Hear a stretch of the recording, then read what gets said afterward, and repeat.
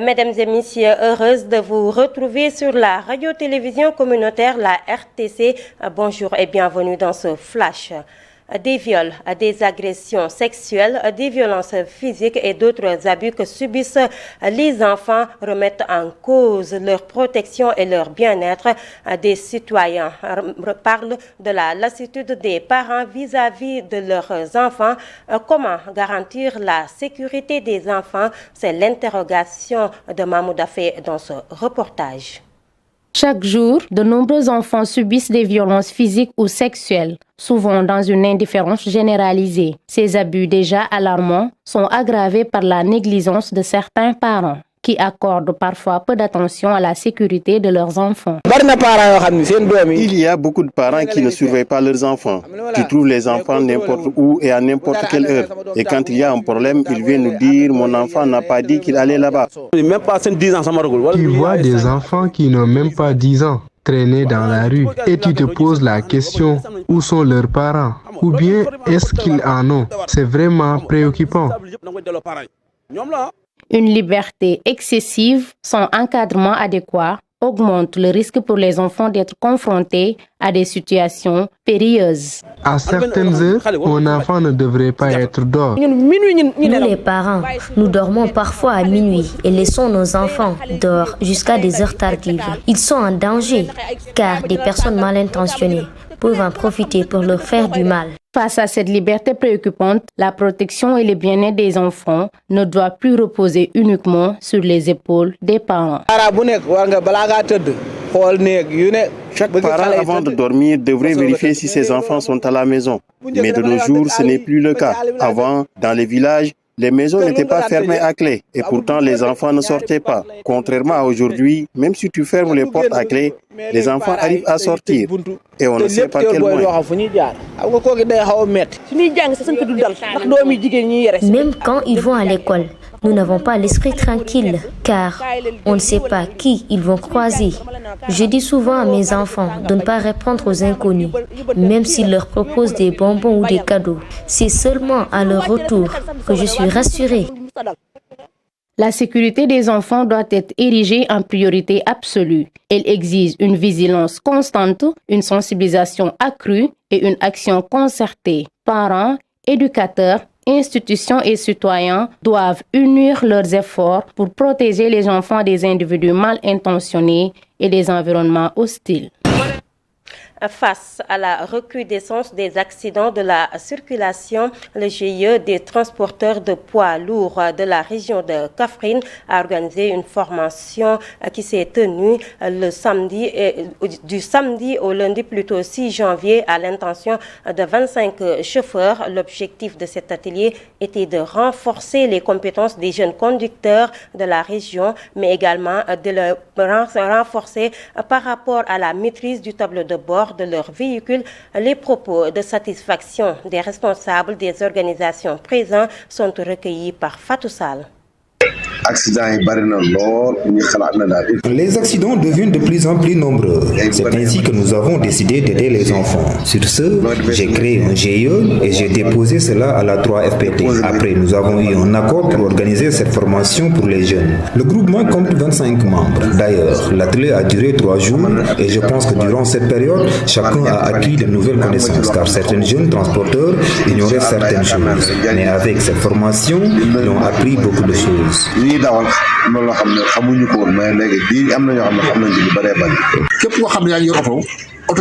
Chaque transporteur doit savoir se communiquer avec le tableau de bord de son véhicule. Donc, si tu ignores cette communication ou bien tu n'as pas reçu une formation sur ça, tu peux commettre une erreur. Donc, il est essentiel de maîtriser ce tableau de bord. Cela permet d'être au courant sur certaines choses, notamment l'ouverture des portails, le port de ceinture de sécurité, le manque d'huile ou de carburant. Tout cela sera signalé par le tableau de bord. Si le transporteur ignorait cela, ça devient un problème. Donc, pour changer les comportements lorsque nous conduisons, il est important de maîtriser le tableau de bord.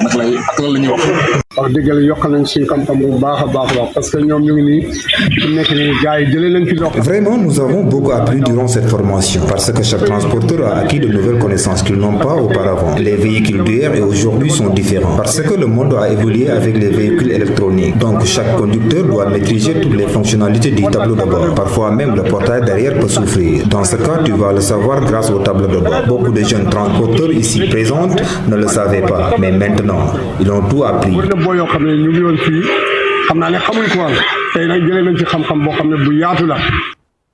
Toujours avec le transport, le processus de régularisation des motos à 2 roues a été lancé dans la région du Fouladou où la moto reste le seul moyen de transport. Les acteurs du secteur réagissent de manière diverse à cette initiative gouvernementale entre délais courts et tracasseries policières. Les acteurs réagissent à cette situation. Un constat signé par notre correspondant Abdou Diao. Décision des autorités de réorganiser le secteur du transport est diversement appréciée au Fouladou. Si tous s'accordent sur la nécessité de renforcer la sécurité des usagers et autres acteurs du secteur, beaucoup de personnes rencontrées souhaitent y aller avec plus de tact, mais surtout de prendre en charge certaines réalités d'une zone où plusieurs localités sont encore très enclavées et ne sont accessibles qu'avec les 2 roues. Le transport en moto est vital pour ces zones. La conduite de moto est aussi devenue une activité pour des milliers de jeunes sans perspective. On l'explique ici le responsable des Jakartaman de Kolda commune. Dès qu'on a appris en tout cas la lettre circulaire, c'était quelque chose de très normal, franchement parler, parce que concernant, dès que j'ai vu en tout cas la lettre, j'ai vu la sécurisation en tout cas des 2 roues, des conducteurs des 2 roues, la sécurisation en tout cas des usagers, la sécurisation en tout cas de la population. Je me suis dit que mais ça c'est une lettre qui est en tout cas très normale et qui est aussi bon pour nous les conducteurs des 2 roues. La plus grande difficulté pour le commun des utilisateurs des motos reste l'accès au permis de conduire. Ici, l'écrasante majorité des conducteurs de 2 roues n'ont jamais eu de permis. Les mesures incitatives et autres facilités accordées durant ce délai de grâce ne prennent pas en charge cette question. Le circuit de l'obtention du sésame est aussi compliqué, souvent gangréné par certains phénomènes comme la corruption. N'empêche, certains conducteurs de motos prennent leurs dispositions pour se conformer à la réglementation, comme l'explique ce jeune. Ce qui m'inquiète un tout petit peu, c'est le cas du permis de conduire. Parce qu'à partir de là, tu ne peux pas avoir moins de 3 mois. Tu ne peux pas avoir le permis de conduire. Au minimum, pour avoir ton permis de conduire, il te faut faire 4 à 6 mois. La mise en place de ces initiatives sera compliquée au Fouladou, surtout pour certains habitants des zones rurales. Abdou Diao, les amicales des étudiants de Tambacounda issus des différentes universités du Sénégal se sont tenues au sein d'une fédération. Elles ont organisé une journée d'échange pour préparer l'insertion des nouveaux bacheliers dans les campus universitaires. À cette occasion, elles ont demandé aux autorités de revaloriser les subventions et de mettre à leur disposition des terrains communautaires. Le président de la fédération est interrogé par Keba Kebe. Journée d'échange avec les nouveaux bacheliers ressortissants de Tamba pour mieux comprendre pédagogiquement la structure, ce qui les attend dans les universités et la situation sociale encore. Les conseils, parce que tous les enseignants ont témoigné que la vie universitaire n'est pas comme au lycée ou bien à l'école élémentaire, mais c'est une autre vie qui les attend. Les difficultés, il y a à chaque fois un problème qui se pose, c'est le problème de logement qui habite chaque étudiant actuellement. Parce qu'à l'université, pour trouver un logement, c'est extrêmement difficile. C'est également que le maire fait ainsi, fait des dons de terrain comme le maire de Kédougou l'a fait. C'est une grande opportunité. En plus, ça nous donnera une marge pour les anciens, pour les nouveaux qui doivent venir encore. Juste que les autorités doivent encore se préoccuper des problèmes que les étudiants rencontrent au sein de l'université. Dans les différentes universités du Sénégal.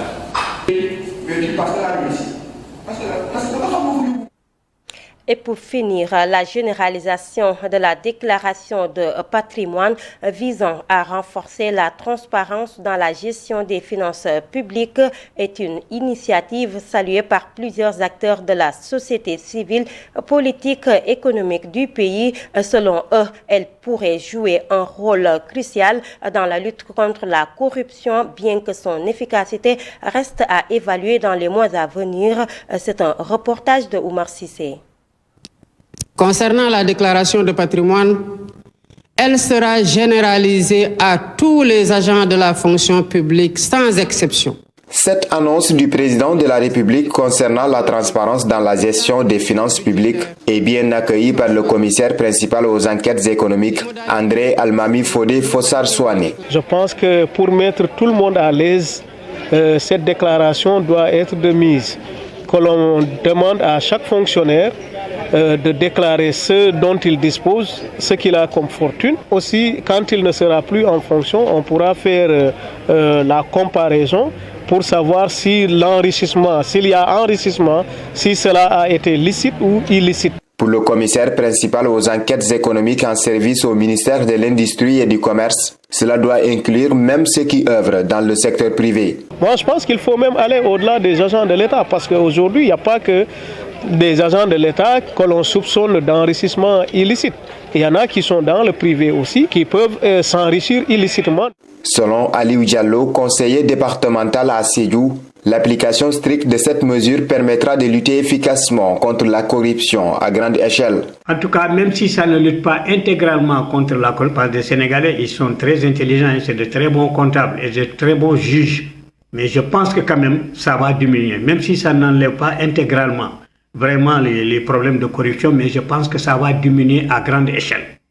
La généralisation de la déclaration de patrimoine annoncée par le chef de l'État fait partie d'une série de mesures visant à renforcer la transparence et la confiance dans les institutions publiques. Toutefois, il reste à voir si cette initiative sera véritablement efficace et comment elle sera mise en œuvre dans les mois à venir. Oumar Sissé, c'est ce qui met fin à ce flash sur la radio-télévision communautaire, la RTC. L'information continue sur www.uracsenegal.sn.